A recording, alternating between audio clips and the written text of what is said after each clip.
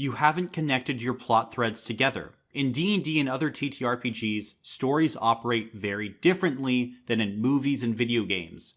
As dungeon masters, we don't know how our plot is going to end, but we do know all our starting pieces. Imagine your D&D plot in terms of nodes on a chart. Each node is a separate character, location, idea, or plot point. These nodes connect to each other throughout a campaign.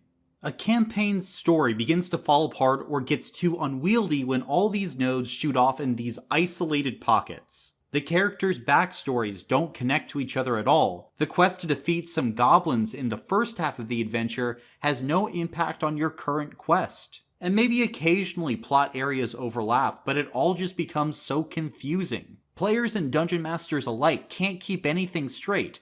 Worse still, in my opinion, the campaign doesn't feel like it's building to anything. Your final boss is just another villain of the week. This one, though, just happens to have the highest stats. Yay! So how can we fix this? Well, I use a technique called the plot point web. Ideally, all our plot nodes should look like a web rather than these disparate clouds. At the center of the web is the most important thing at the end of your campaign. This is usually the campaign's main villain, like Strahd in Curse of Strahd, or a central idea like Zariel's fate in Descent into Avernus. Notice how both of those campaigns revolve around this central plot node. You're gonna have to find that central point in your D&D campaign. And from that point, our nodes expand outward like a snowflake. Different locations and NPCs through degrees of separation all connect back to each other. We're trying to make sure that from every plot node we can eventually trace back to our central plot. And these shouldn't just be surface level connections. They need to be deep, meaningful, and impactful. How do we connect a location and a player's backstory to the main villain? Well, it shouldn't be something as simple as the villain one day visited that location and some people saw them. Something deep, meaningful, and impactful could be something like that is where the villain was born and they have a deep connection to that place. And therefore many of their plans revolve around that specific location. It is a beautiful system that I use in each and every one of my TTRPG games. With this method, no matter how long a campaign has gone on, I can still maintain a tight story. This is because all plot nodes flow into everything else, and this is important for implementing things like character backstories seamlessly into campaigns. If you've been in a campaign where you got really invested into your character's backstory, put so much time, thought, and effort into it, and it barely ever came up, then you know how terrible a feeling that is. But it's really hard as a dungeon master sometimes to incorporate those backstories. But by slotting things like plot hooks and characters found in the player's backstory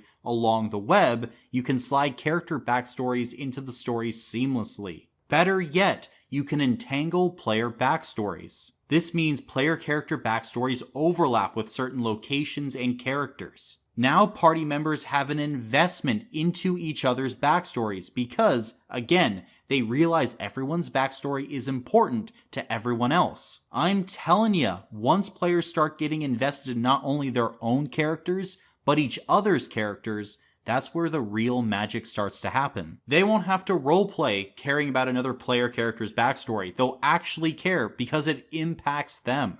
And since everything feels cohesive, the longer the campaign progresses and the further the party makes it towards the center of the web, the more momentum is built within the narrative. You and your players should be able to feel the story progressing along the web. As you get closer and closer towards the center, more and more connections start to get unearthed, and players gain a deeper understanding of the plot web before them. But wait, I hear you saying. Part of the fun of a D&D story is seeing where it goes. You can't know everything at the start of a campaign. What happens to your little web then, stupid internet man? Are you railroading the players?